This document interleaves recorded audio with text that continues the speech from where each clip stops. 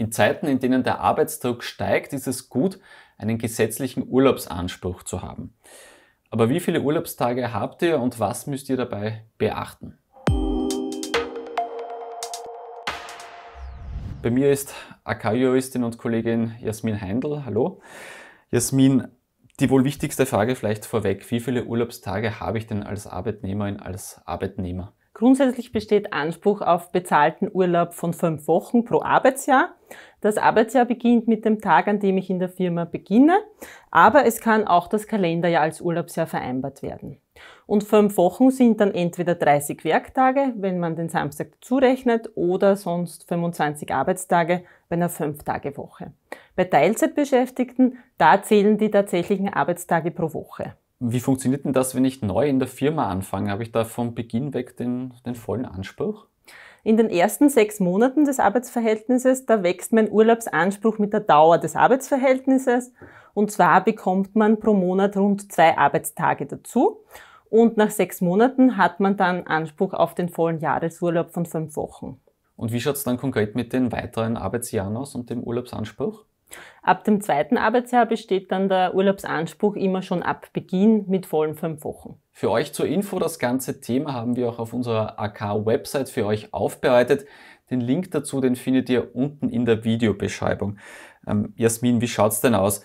Wann darf ich denn auf Urlaub gehen? Darf ich das einfach selber entscheiden?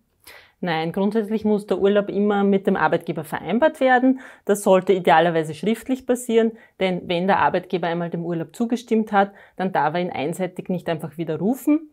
Außer es gibt wirklich einen ganz dringenden betrieblichen Grund wie einen Betriebsnotstand, aber auch dann muss der Arbeitgeber allfällige Stornokosten ersetzen. Und andersherum, darf mich meine Chefin zum Beispiel auf Urlaub schicken? Nein, auch in diesem Fall gilt wieder, dass Urlaub zwischen Arbeitnehmerin und Arbeitgeber vereinbart werden muss. Und das heißt ihm dann, dass der Chef sie nicht zwangsweise auf Urlaub schicken darf. Was muss ich denn als Arbeitnehmerin, als Arbeitnehmer? Muss ich E-Mails beantworten? Muss ich telefonisch erreichbar sein im Urlaub?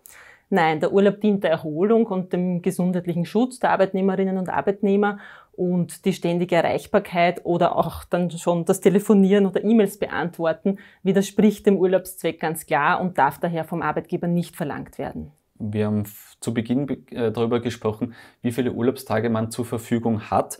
Was passiert denn, wenn ich diese Urlaubstage nicht voll ausschöpfe? Verfällt das? Kann ich das ins nächste Jahr mitnehmen, diese Urlaubstage? Urlaub verjährt innerhalb von 3 Jahren ab Entstehen. Das heißt, wenn ich ihn im ersten Jahr nicht verbrauche, dann nehme ich ihn mit und habe dann noch weitere 2 Jahre Zeit, um den Urlaub zu verbrauchen. Und ganz wichtig, es wird immer der älteste Urlaub verbraucht. Zum Abschluss vielleicht noch die Frage zur 6. Urlaubswoche. Auch die gibt es in Österreich. Wie bekomme ich die? Ab wann habe ich die? Wie schaut es denn da konkret aus? Ab dem 26. Arbeitsjahr besteht Anspruch auf die 6. Urlaubswoche. Aber diese Jahre müssen nicht alle beim selben Arbeitgeber verbracht werden, sondern es sind Zeiten bei anderen Arbeitsverhältnissen oder auch Schul- und Studienzeiten unter bestimmten Voraussetzungen anrechenbar. So können aus anderen Arbeitsverhältnissen und Schulzeiten insgesamt mit maximal 7 Jahren angerechnet werden. Wenn es darüber hinaus noch ein Hochschulstudium gibt, dann können maximal insgesamt 12 Jahre angerechnet werden. Jasmin, vielen Dank für deinen Besuch im Studio.